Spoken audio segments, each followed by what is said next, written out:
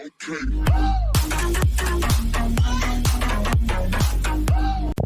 is up, guys? It's Grant Ingram here from For the Sake of Tech, back today with yet another video. Today I will be talking about why you should still be playing Battlefield 1 in 2019. So for those of you who don't know, Battlefield 1 came out in 2016. It was one of two EA games that came out late 2016. It's Battlefield 1 and Titanfall 2. Battlefield 1 came out right before Titanfall 2, and Titanfall 2 came out right before Call of Duty because of a really bad marketing push, as I mentioned in my Apex Legends video. Anyway, Battlefield 1 is a great game, and it is a game that still retains a lot of its player base to this day, and you should probably still be playing, at least in my opinion. So why should you still be playing? Well, reason number one, it's a DICE Sweden game. DICE Sweden is known for the Bad Company franchise, which are some stellar games, and Battlefield 5 as well.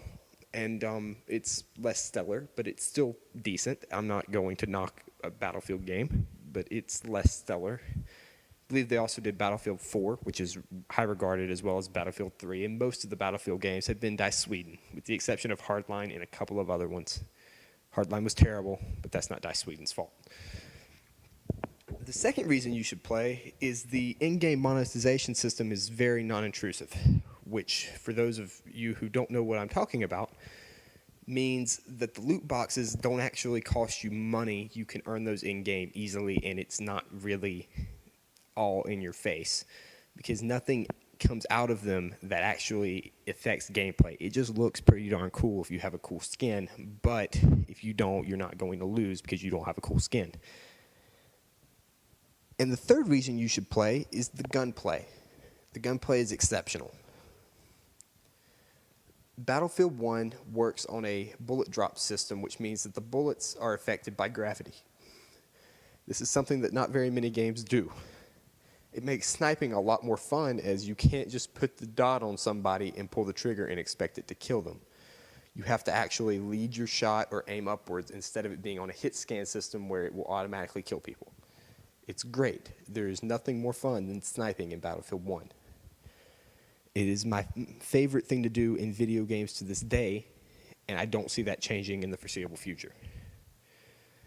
The rest of the guns, such as the Automatico and the Ribby Rolls 1914 and a few others, are very fast-paced feeling and do really good damage per shot, and they just feel fun to use. That's something that a lot of games can't really say. Like, I personally enjoy Destiny, but a lot of the guns just feel underwhelming.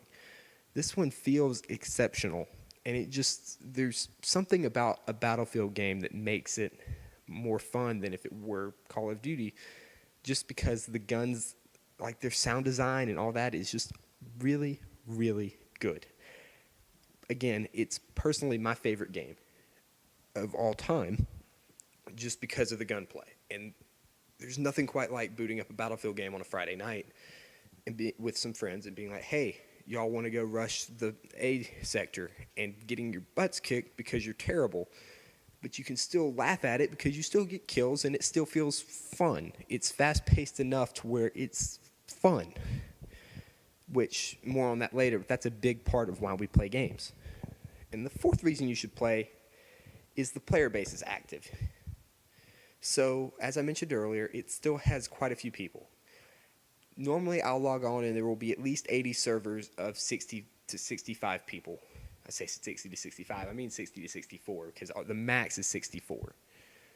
And that's a pretty good amount for a game that has a sequel and is 3 years old. That's something you don't see very often.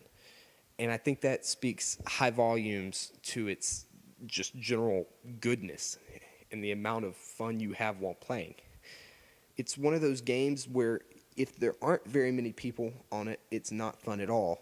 And if there are, it's probably the most fun experience you will ever have in a video game. I will go out on a limb and say that. There is nothing better than Battlefield. I promise you. Nothing better at all. So the fifth reason you should play is it's fun. I've played plenty of video games in my life that, even though they're great games, they are not fun. I will speak to Ori and the Blind Forest. It's a great game, looks beautiful, but it's not fun. At least not to me. It is one of the most boring games I've ever played. I barely got past the second level. It is just boring. I love the artwork, love the soundtrack, but it's not fun. Same goes for a game like Never Alone. It's also beautiful, and I love the story behind it and all that. It's just not fun. Battlefield's one of those rare games that looks really nice and maintains a sense of just joy and funness, if I can use the word funness that I just kind of invented. It holds a sense of just replayability, and anything can happen that makes it so I want to keep booting up the game, even though I've logged well over 780 hours in it. I'm almost rank 100, and I mean, that's pretty good. That's a lot of hours of game time. And it just keeps getting better because I keep getting new weapons and all that, and it just becomes even more fun because you're playing with people who are good. And if you go on like a 10 kill streak, you feel like you earned those 10 kills, and they weren't just given to you because you happen to have a better gun. Because the way Battlefield's weapon system works is every gun can be beat by something else. It's like a rock, paper, scissors system, I believe is what they call it. And it makes it replayable and fun, and you never feel like you're using an overpowered weapon. I was just going to go with 5 reasons, but here's a 6th bonus reason. The game is historically accurate. Not necessarily from a weapons perspective, but from the campaign perspective, from the perspective of the way the battles actually happened, it is very, very accurate.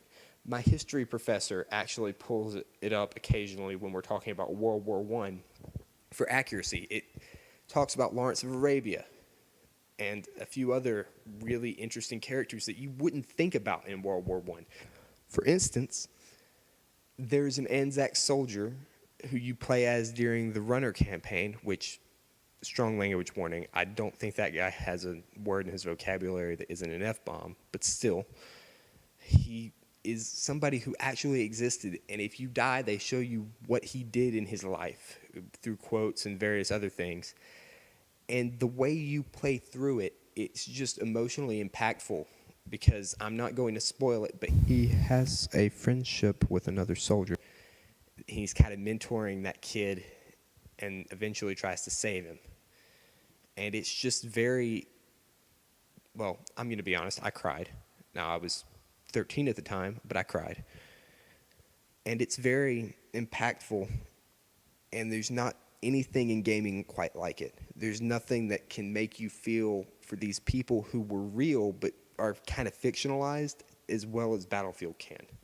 You really feel for the cause, and you feel for the reason you're fighting. And the game doesn't vilify anybody but the Ottomans, and it can vilify Ottomans because they don't exist anymore. And it just feels like it's a really well done game because it is. Well, just to conclude, you should definitely be playing Battlefield 1. And if you're on Xbox, you should hit me up. My gamertag is Wasting My Time Today, which will be in the description because it's spelled funny. My platoon is Nothing Better to Do, which will also be in the description. And please join. I'd love to play with y'all, any of you, all of you. I play Battlefield a lot. I know I said I play Apex just about every time I boot up my Xbox. That's true. I usually play 1 or 2 rounds, and then I'll hop on Battlefield or occasionally Destiny. That's a video for another day. And be sure to leave a like, hit that subscribe button, ring the notification bell. Do all that because that really helps us out. We need 1,000 subscribers to start making money. And money's kind of the whole reason we're doing this, because as much as I love talking about gaming and tech and all that with you guys, I really could use some money too. And that just helps support the channel and makes everything much better than it would be without it. One more thing, my buddy Marcus, who I mentioned last video, is one of the 2 people who are going to really be driving this channel, will have a video up, if not by the time you see this, very, very shortly. And be sure to check that out. He's doing an AirPod review. I'm sure it will be great. Plus, you don't have to hear my voice anymore. You can hear his voice for some time, and you can still help the channel out. Anyway, thank you so much for watching. Enjoy what's left of the gameplay, and I'll see you in the next video.